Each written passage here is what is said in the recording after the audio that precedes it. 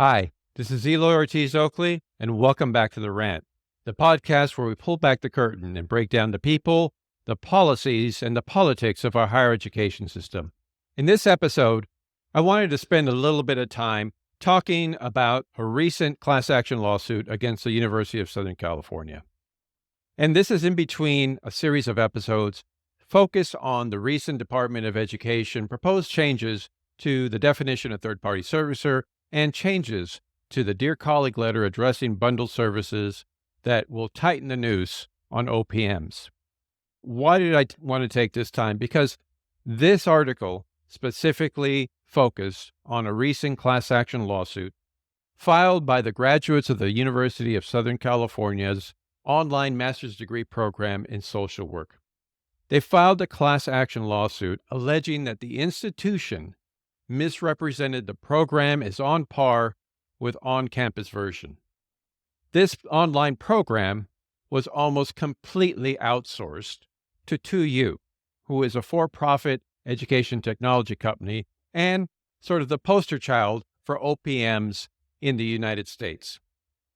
2U has been running this online graduate program for USC, and the lawsuit, which was filed in the Los Angeles County Superior Court, accuses USC of misrepresentation, of false advertising, and other illegal recruitment practices, other predatory recruitment and marketing practices.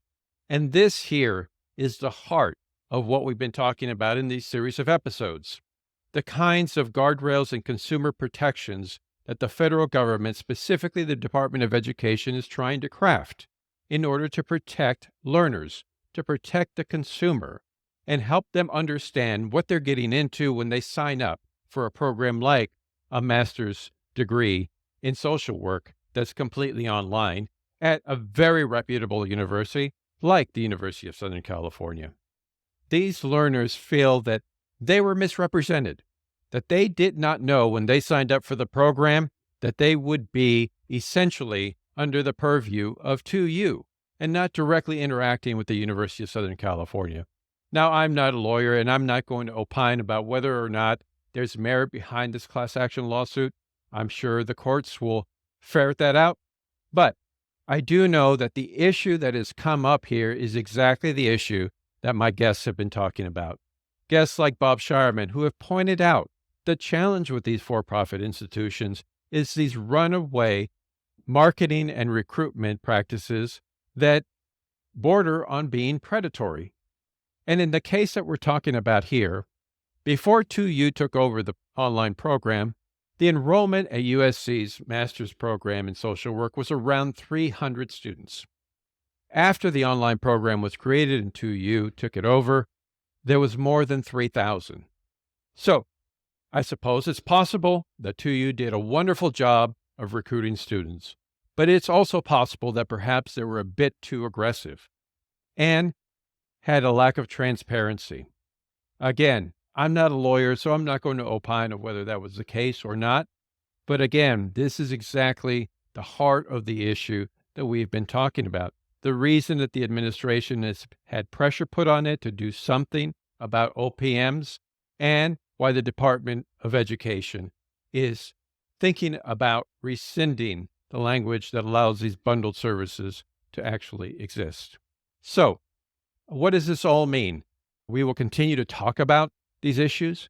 I have some great guests coming up, like Claire McCann, Michael Horn, who will continue to dive into this issue and find a way to thread the needle, to continue to allow innovation to take place, to continue to allow a marketplace that has players in it, actors in it, that are trying to do what's right to expand access to more students who have not traditionally had access. And in the case of USC, it is perfectly legitimate to think about creating more capacity through offering an online program.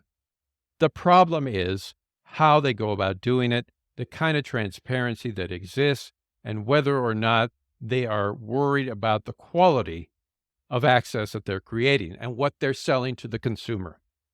This is where I hope that these conversations, the discussion that the Department of Education is engaged with, the effort that the good players in the marketplace are putting into this discussion will lead to the types of guardrails that both protect consumers and allow for the kind of innovation that we want to see take place. So I hope that you continue to join me as this conversation continues to roll out.